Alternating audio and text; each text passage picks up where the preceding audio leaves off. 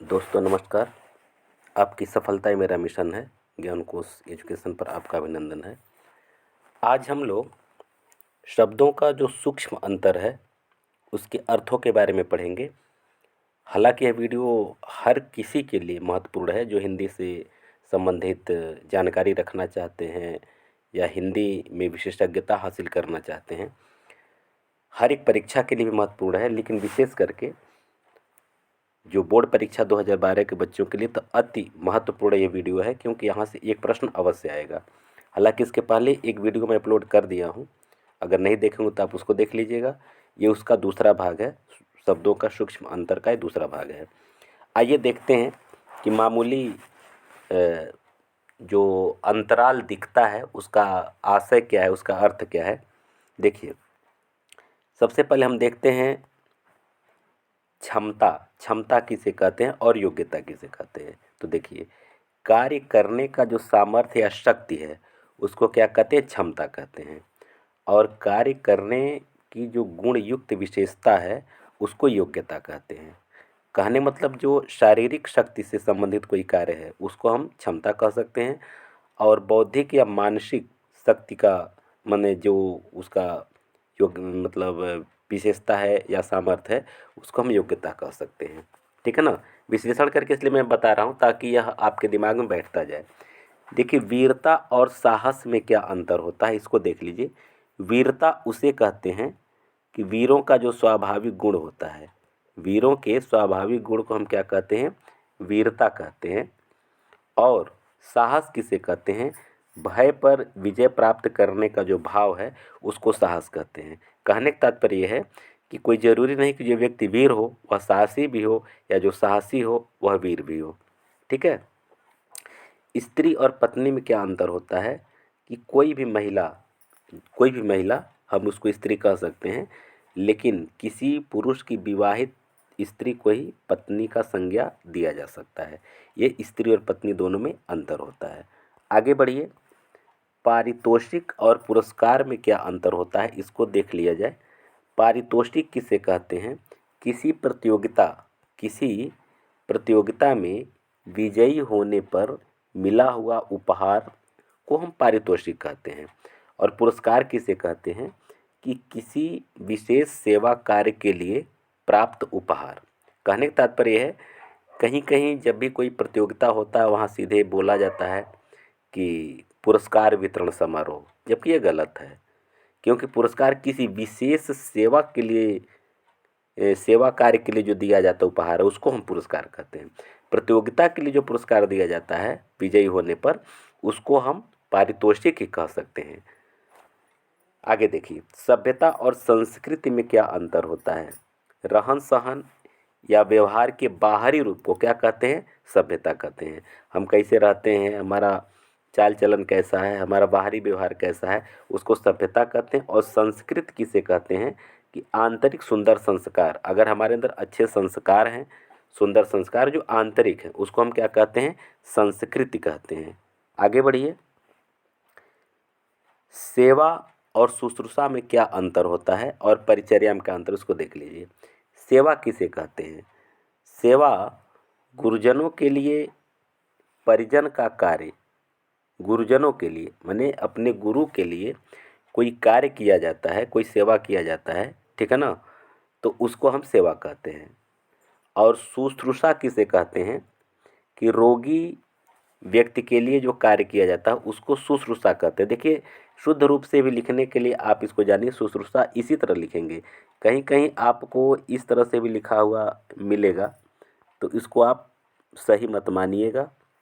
कहीं कहीं आपको इसके अलावा ये मात्रागत अशुद्धियों की हम बात कर रहे हैं कि आपको ऐसे भी लिखा हुआ मिल सकता है, ऐसे, तो ये भी आपका गलत है, ये भी समझ लीजिएगा। सॉरी, ये भी गलत है, ठीक है ना। और अगर आप ये लगता है कि नहीं ये बिल्कुल शुद्ध रूप से क्या लिखना है, तो आपका सही यही होगा, शुश्रूषा, रोगी व्यक्ति के लिए जो कार्य किया जाता है। परिचर्या किसे कहते हैं, दोनों प्रकार की सेवा, मतलब गुरुजनों के लिए भी सेवा करना और रोगियों के लिए भी सेवा करना, ये दोनों प्रकार के लिए जो है हम परिचर्या कहते हैं। ठीक है। अच्छा, अवस्था और आयु में क्या अंतर होता है? अवस्था दशा को कहते हैं और आयु उम्र को कहते हैं। ठीक है ना? दशा मतलब तुम्हारी क्या अवस्था हो गई है। तो यहाँ उम्र नहीं पूछा जा रहा है, उसके मतलब कार्य को पूछा जा रहा है, उसके मतलब दुर्दशा को पूछा जा सकता है, तुम्हारी क्या दुर्दशा हुई है, मतलब तुम्हारी क्या अवस्था हुई है, ऐसे। ठीक है ना? आगे देखिए, अलौकिक किसे कहते हैं और असाधारण किसे कहते हैं? देखिए, जो संसार में प्राप्त न हो, स्वर्गिक हो या ईश्वरीय हो, उसको क्या कहते हैं? अलौकिक कहते हैं। जो संसार में नहीं प्राप्त हो सकता है, वो स्वर्गिक हो सकता है या ईश्वरीय हो सकता है, उसको हम क्या कहते हैं? अलौकिक कहते हैं। और असाधारण किसे कहते हैं? असाधारण का मतलब ये होता है कि विशेषता सामान्य से अधिक विशेषता युक्त, कि अगर कोई एक व्यक्ति कोई सामान्य कार्य करता है और एक व्यक्ति सामान्य से कुछ अलग हट करके विशिष्ट कार्य करता है, तो जो विशेष कार्य करता है उसी को हम असाधारण कह सकते हैं। निश्चय और संकल्प में क्या अंतर है? निश्चय किसे कहते हैं? निश्चय का तात्पर्य होता है तय करना, और संकल्प का मतलब होता है प्रण पूर्ण निश्चय करना। मतलब ये कि किसी काम को निश्चय कर लिया गया कि इस काम को हमको करना है, तो यह तय कर लिया गया, लेकिन उसको एकदम प्रण नहीं है कि हाँ उसी समय तक या उसी तिथि तक उसको करना है, वह 2-4 दिन आगे पीछे भी हो सकता है।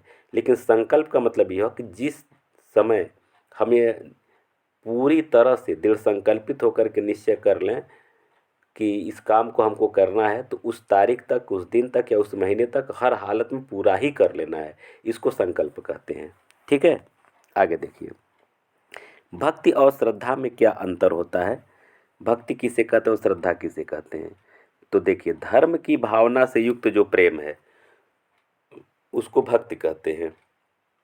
धर्म की साधना से युक्त प्रेम को क्या कहते हैं? भक्ति कहते हैं। और श्रद्धा किसे कहते हैं? किन्हीं गुणों के कारण आदर सहित प्रेम, यानी कोई विशिष्ट गुण है जिसके कारण लोग आदर करते हैं, प्रेम करते हैं, उसको श्रद्धा कहते हैं। और केवल धर्म की भावना से युक्त होकर के जो प्रेम किया जाता है उसको क्या कहते हैं? भक्ति कहते हैं। आगे देखिए, संघर्ष और द्वंद्व में क्या अंतर होता है? संघर्ष किसे कहते हैं और द्वंद्व किसे कहते हैं? तो देखिए, परिस्थितियों से व्यक्ति का सामना करना, यानी कोई भी परिस्थिति हो उसका सामना करना, इसको संघर्ष करना कहते हैं। और दो व्यक्तियों या भावों के बीच संघर्ष, यानी दो लोगों के बीच संघर्ष हो सकता है, या दो प्रकार की विचारधाराओं में आपसी टकराहट होती है दो विचारधाराओं में, उसको भी द्वंद्व कहा जा सकता है। तो दो व्यक्तियों को भी द्वंद्व कहा जाए के भावों को, या फिर दो भावों के संघर्ष को हम द्वंद्व कह सकते हैं। ठीक है? तट और पुलिन में क्या अंतर होता है? तो देखिए, तट जो होता है, नदी या समुद्र का जो किनारा होता है उसको तट कहते हैं। ठीक है ना? लेकिन पुलिन माने भी कहीं कहीं किनारे का ही अर्थ लिया जाता है, लेकिन वास्तव में ऐसा नहीं है। किनारे की गीली भूमि को पुलिन कहते हैं। जो नदी के किनारे या समुद्र के किनारे जो गीली भूमि होती है उसको क्या कहते हैं? पुलिन कहते हैं। ठीक है ना? आगे देखिए, जलद और जलधि में क्या अंतर होता है, इसको देख लिया जाए। जलद का मतलब होता है बादल। ठीक है ना? जलद का मतलब क्या होता है? बादल। और जलधि का मतलब होता है समुद्र। ठीक है ना? जलद मन जल को देने वाला, उसको क्या कहते हैं? बादल। और जलधि माने जल को धारण करने, अर्थात जहाँ ज़्यादा जल हो उसको जो है जल का भंडार, उसको हम क्या कह सकते हैं? समुद्र कह सकते हैं। तो इस तरह से यहाँ से आपका निसंदेह, अगर बोर्ड परीक्षा की अगर आप विद्यार्थी हैं, विशेष करके कक्षा 12 के, तो आपको यहाँ से एक प्रश्न तो देखने के लिए मिल जाएगा। और जो लोग हिंदी में दक्षता हासिल करना चाहते हैं, हिंदी में विशेषज्ञता हासिल करना चाहते हैं, वे लोग तो इसको निसंदेह देख कर के आपको लग रहा होगा कि हाँ, इन सब चीज़ों को जानना बहुत ज़रूरी है। समय के साथ हम आपको शब्द शुद्धि, बहुत सारे ऐसे शब्द हैं जो कि हम लोग गलत लिखते हैं, उसको भी, उसका वीडियो हम लाएंगे जो सभी लोगों के लिए होगा और हर परीक्षा के लिए उपयोगी होगा। ठीक है? फिर हम लोग मिलते हैं अगले वीडियो में। आप सबको बहुत बहुत धन्यवाद। अगर वीडियो अच्छा लगा हो तो लाइक शेयर और सब्सक्राइब अवश्य कर लीजिए।